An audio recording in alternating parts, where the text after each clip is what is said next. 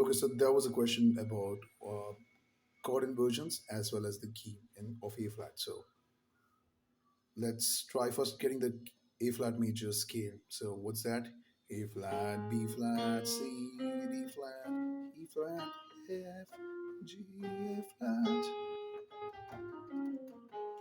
Okay, now the primary uh, chords in here will be from A flat, A flat, D flat, E flat, A flat. Okay, these were the major chords. Some would also play the chords like this because it gets easier for the arpeggio fingering, whatever works.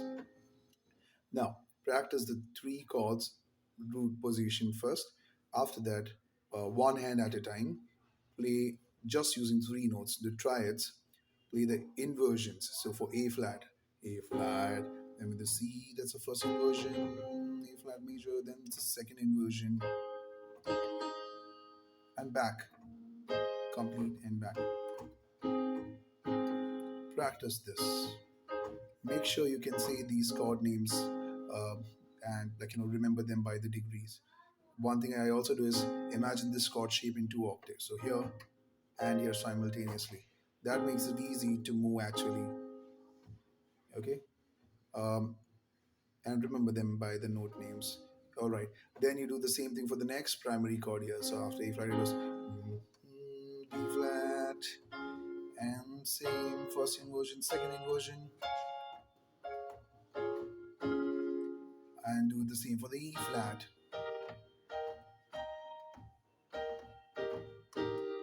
Ideally, you would want to do one chord first, do the same chord with the left hand, and then you would want to move to the next chord. Also, once you're done with this, you can kind of practice them as broken chords and so on, for each of these. You could also then do with four notes, but for now, let's just stick to three notes. Okay, once you're done with this, what do we do? Understanding to revise voicings or inversions of the chord. Think about what stands out when you play a keyboard or a piano instrument. The bass, actually, because that defines a chord, and also the topmost note, because that generally carries a melody. So now our intention is to play the A flat major scale, which is give this sound using the chord voicings. So we'll choose chords just from A flat, D flat, or E flat in inversions, such that the lowest note is a part of the scale. Okay, for now, I also play the lowest note louder so that the scale can easily be heard. Okay, but you would want to do that to practice your dynamics and finger strength, but also practice each note more or less with the same voice. Okay, so let's start.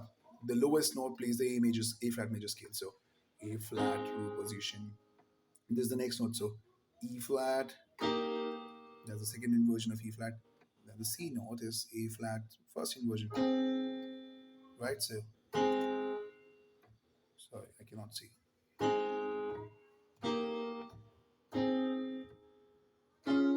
Right. Our next note is E flat. We can play the E flat or the A flat first, second inversion.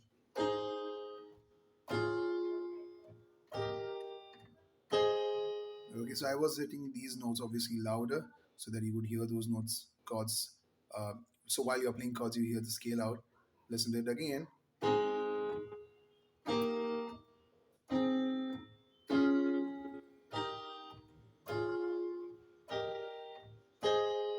I might choose different chords also sometimes. For now, that does not matter. Okay, and reverse obviously. So,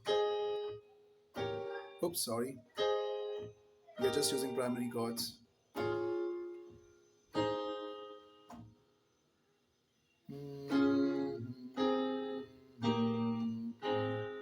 All right.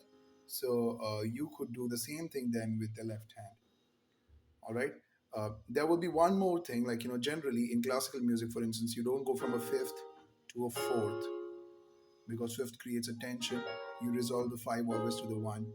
So that's one more approach you could do. So as soon as you come to a fifth chord, play the root note or figure out some other chord which you can play in place of E flat sometimes instead of going from an E flat to D flat. If you don't understand what this part which I said right now, don't worry, just practice what I showed. Do the same with the left hand. Then what we do, we repeat this method, but this time we want to make the highest notes give the sound of the major scale.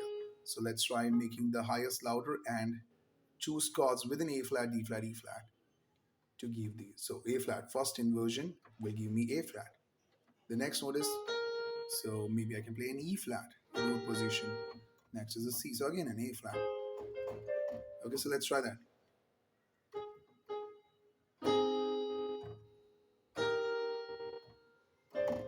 Sorry.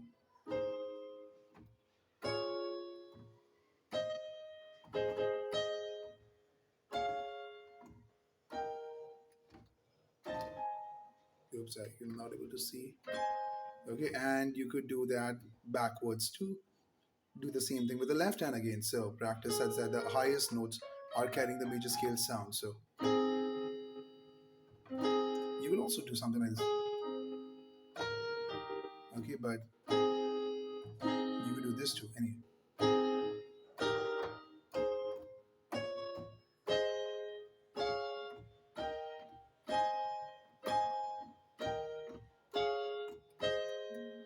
I hope you are able to hear the sounds out. Sorry.